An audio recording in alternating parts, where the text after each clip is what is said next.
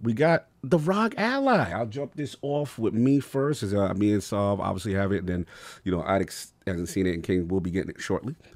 But look, it's out in these streets. A lot of people now have their hands on the device. We know Xbox has kind of been behind it, but I'll start off for me. I'll get off the rip. Let's get to the good. Actually, I want to get to the bad first. Let me get to the bad first. This is a Windows device through and through. This is a Windows 11 device. If you come in there thinking this is Switch energy and everything is going to be so easy and accessible to move around, no. You got to do your Windows updates. You got to do your ASUS My ASUS app updates, Windows Store updates.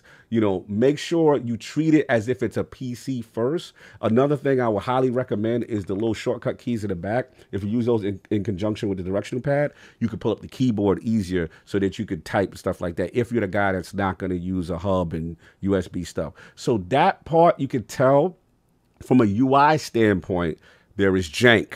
It's a learning period. You know what I mean? So I will say that. Another thing I would say, first person is amazing. Fighters, it's solid, but I wouldn't say high competitive. I wouldn't say, I wouldn't use this if I'm really doing some online, some tournament play thing, because sometimes there's a little sensitivity with this. I forgot what this is called. Not the traditional Sony style D-pad where this part right here, these corners are attached. So that's my little nitpick there. Some of your movements are going to come out, but if you want extreme preciseness, I wouldn't recommend it for high competitive play. And the last thing, just like the Steam Deck, the battery life.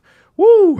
That battery life is no joke, man. You're going to go through some joint. So if you're playing these high demanding games, these next generation games, you will go through. So make sure you got your Ally, your battery pack, or, you got an AC joint. Those are probably the most things I would say for bad, as far as bad, But again, just the fact that it's Windows 11. Now let's get to the good. Now, as far as that, this is the best playing experience of video games on a handheld. Period. Period. Like when it comes to, let's just say, the entire putting, first of all, we already know how I feel about the offset analogs with the Xbox controller. So FPS is God tier on this. That is amazing. And I think what people want to really when they get a hold of this device is they're going to see how it controls. Second of all, 1080p, 120 hertz, VRR in the box, the best sound you've ever heard on a handheld. This is Dolby Atmos at its finest, to the point where I got to turn this thing down. This thing is sounding like an orchestra is going on. You can also, and it has the free license with it. You can also use it in a headset. And that's coming from a person that has a Steam Deck. Oh, yes. This is not even Steam Deck. It's not picture, gameplay, playing games, picture, and sound. It's not close.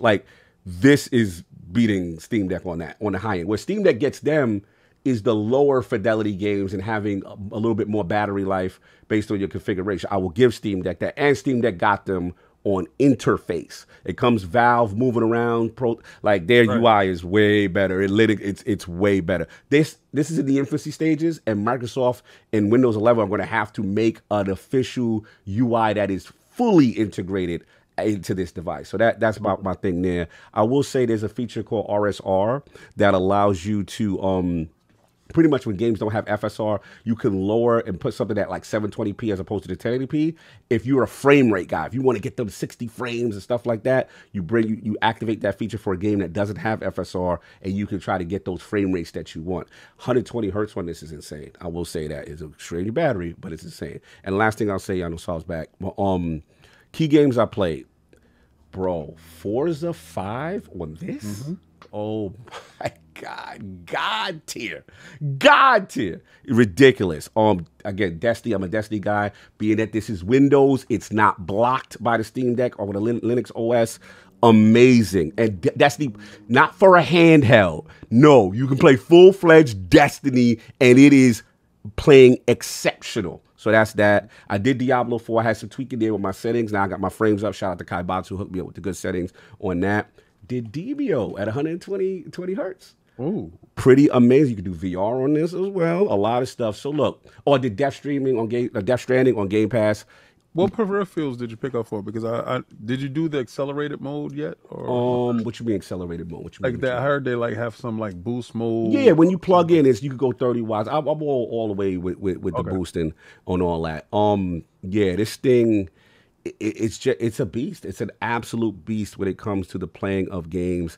And yeah, I'll let Soft jump in if he's back. Is it the Neo Geo of handhelds? This is top tier. I can see why Xbox got behind it. The key difference is the fact that I'm not just locked to Steam. First of all, Steam plays amazing on this, right? But Steam plays amazing. All your Steam games, you log in, you got all your Steam games, you play all your Steam games, no problem. You ain't missing nothing that's there. Kind of crazy. That's crazy. Then Epic Game Store. I think I downloaded Destiny over there just to test an Epic Game Store game, how that works, so to stay up front. I got a Diablo from Battle.net. You know, you got Ubisoft, EA. Game Pass, PC Game Pass. I could play Death Stranding. Remember, that's on PC Game Pass exclusive on that, and you could download them local. It's an amazing streaming device. If you want to stream, it's Wi-Fi 6 in this, and you can stream, and it's and you can save battery life.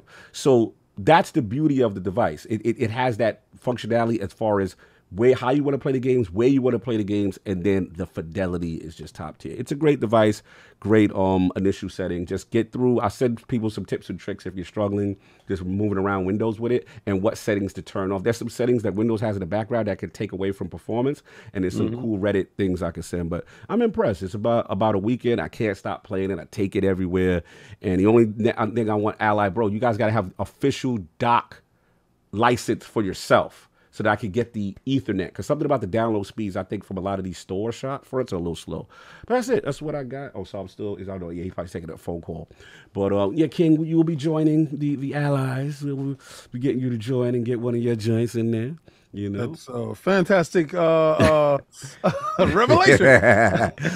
back. Okay. Speaking to the Iron Bank now that he's back, but Saul, quickly, you know, your thoughts on it. Yeah, my apologies. No, you're good. You're good. Life. Father's Day food ordering drama. No, you're good. You're good. Yeah. So first impression when I took it, when I first got it, unpacked it, I was like, okay, aesthetically, this is not as premium looking of a thing as the Steam Deck, right? The Steam Deck just looks, the black console is very sleek. Even like ergonomically, I think it kind of feels more like a controller than the ROG Ally itself. But just looking at like the chassis and kind of the plasticky feel of it, and aesthetically, I was not super impressed off the rip, right? And then when I looked inside the box, I had to laugh at this. On the top of the top cover, there's something that's kind of placed in there, and I'm like, what the heck is this? So I pull this out. And it's like this cardboard stand. It is literally little Nintendo Labo cardboard stand, so you can stand up your ROG, right? So it was at the event. When I went to the event, that was what they was using as a stand that comes with the box. So I was like, all right, I'm not whatever. So then I throw it on, right? And again, I knew what was coming, but I forgot. So I go in and I'm like, oh no, I forgot. This is a Windows 11 machine. This is a Windows 11 PC. That's what it is, right? So what does that entail? That entails a number of updates, whether it be to firmware, to specifically to the Windows OS, specifically to the AMD driver, specifically to the Armory Crate front end. So there's a lot of things that need updates before you can even really talk about playing games on this, right? Preach. And then with COG went in, did surgery, put in the 2 terabyte NVMe, so that takes even longer. So the setup process, if you're an impatient person and you're not familiar with Windows and working your way around Windows, it can be extremely frustrating. It could really, really turn you off if that's not what you're expecting. And shout out to ASUS, because ASUS, if you go to their website, they have a number of different tutorials on how to, do all this stuff step by step. From the moment you unpack it, they're telling you what you need to do. So it's very good about that. But internally in the box, like when you, in terms of like instructions that they give you or on-screen things, if you do not know Windows already, you don't really know what to do, except apart from whatever they prompt you to do, but it isn't intuitive, right? So it doesn't really have a console or a handheld front end like that. Armory Crate is kind of that, but it's not quite there. Right. So once you get past all of that, right, and I had to go through like 2 BIOS upgrades, one of them which gimped my freaking performance that I didn't realize until after. So those are the growing pains. But when you finally get down to the gameplay, the options that you have in terms of gameplay and the innards of this machine, which betrays the look of it, because the innards are special for what it is. For what it is, yes, there are machines out there that are $1,500 machines, the Ioneo Next and things like that. But again, it's a $1,500 machine as opposed to a $700 machine. Topic. But this is I had a whole skit. They're fighting with you? Yeah. There's argument. It's Father Day. Is get out of there. It's like, So- get out of there. Oh, yeah, Get out of there now. Like, I'm getting side eyes already too. So, yeah, I got a boogie.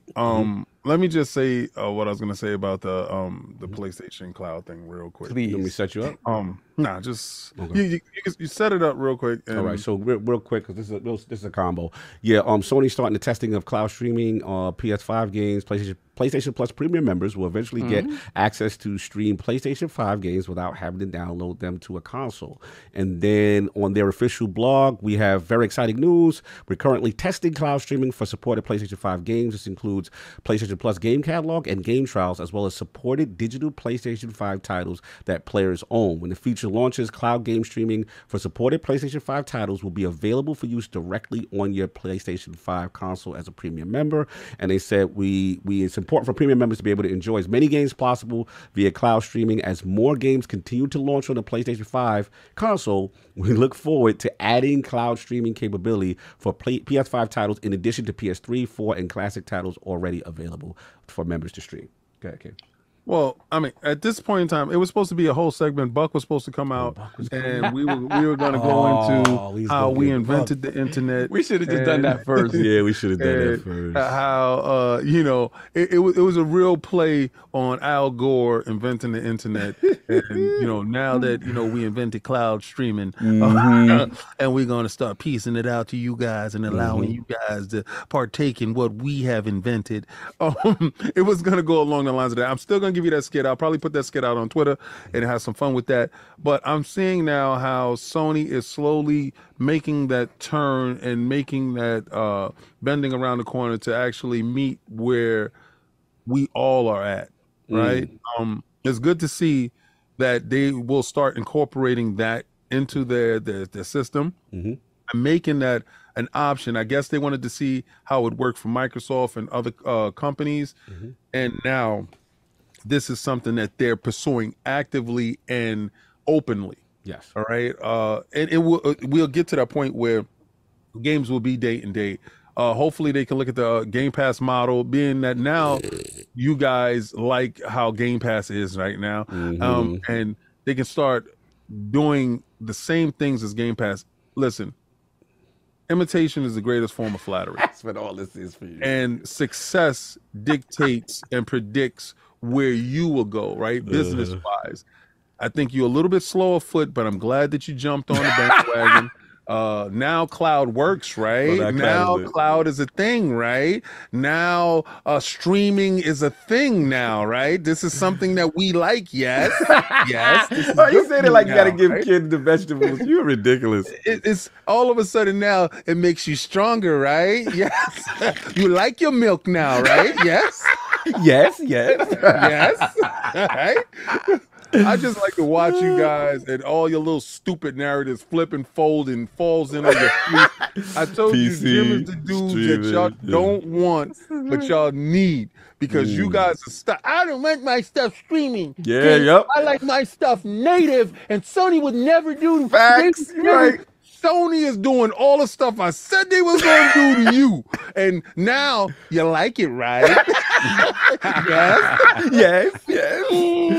What was that cartoon? It was Chili Willy, because they were like, he's like, more pancakes. Yes, I like. And then when he goes to taking a bite, he's like, no money, no pancakes. Yo, that's a good one. It also reminded, what was the other one? Not the gravy. This time I didn't forget the gravy. You saw remember these cartoons like it's they all forcing that base to flip a lot of the narratives that they were so anti against, and to see people have to defend it is hilarious. We would never, Sony would never. We value our exclusives over there. We'll never put it in a service and PC will never. What PC getting it? But it's only a year later. Yeah. We'll never stream, because streaming is. Oh, we streaming. It devalues the property. You would do anything. Like, there's nothing that you won't do. Like, you guys is for the streets. Your show showed you for the streets. Now cloud streaming. Now help. You're just in the help. It's looking strange over here. But you see some people are really panicking. Like, this panic. is not what we used to. So shout out to this old boy, IMAX. Remember Mikey Life? He likes it. He really likes it. They got the old brother, yeah. Yo, love you guys. Happy Father's Day. Happy Father's Day. Do your thing. Appreciate everything. Love you, bro. Happy Father's Day. They about to beat my legs in. Yeah, go do that thing. Peace. No doubt. Papa King in the building. You already know. Go back to the ROG. Tell him. Yeah, so that, I mean, again, so like I said, once you get down to the nitty gritty of playing games and you realize what the innards of this machine could do, I threw on Street Fighter 6. I threw on, what the heck? I threw on the Lies of P demo. I threw on Jedi Survivor. Oh, you went for it. And what else did I What throw you was on getting there? at for Survivor? What was your frames like? What was you doing on that? So Survivor, I got down to I gotta mess 720. You got with to the bring it settings. down. Bring it down. Yeah, I had to mess with the settings some. No. But you can get it to 60 if you do the 720 with the RSR sort of upscaling. But the options you have to get all of these games to higher frame rates while still looking good, it's impressive. It's impressive, and a lot of it happens at the hardware level, right? So you have software implementation, you also have hardware implementation. You could just kind of decide what stuff you want to do in conjunction with one another, or one thing or another. If you want to sacrifice the 1080p resolution to go to 720p, you have these upscaling options, or you can choose to run 1080p, and a lot of games will run at 60, but you can get that 40 sweet spot again that we were talking about with the Steam Deck, which 40 at that screen size really does feel super smooth. So you have a lot of options, more so than what the Steam Deck can provide you in terms of the ability to run these games at different sort of resolutions and quality levels. So it's super impressive. The fact that it is a Game Pass machine, basically, because now you can have your Game Pass stuff on the PC natively, in addition to all these other storefronts that if you're a PC gamer, you have them at your hands right now, right? You can do Steam, you can do Ubisoft, you can do Battle.net, everything is there. So it's impressive what it can do. It's still clumsy. It's still in its infancy stages. It will only get better. And the fact is, because you have that support from like a Microsoft, and because the price point is such where this is a commercial product that you're able to purchase at Best Buy, my hope and my belief is that the support will be there. Right. So it's not like it's one of these things that's going to get abandoned. You stop getting updates and it's dead in the water and stuff like that. That's not going to happen with this, which is what's super impressive and interesting about it. Like I said, there are more expensive handhelds out there that are more powerful, but you're talking about twice the price of this. Right.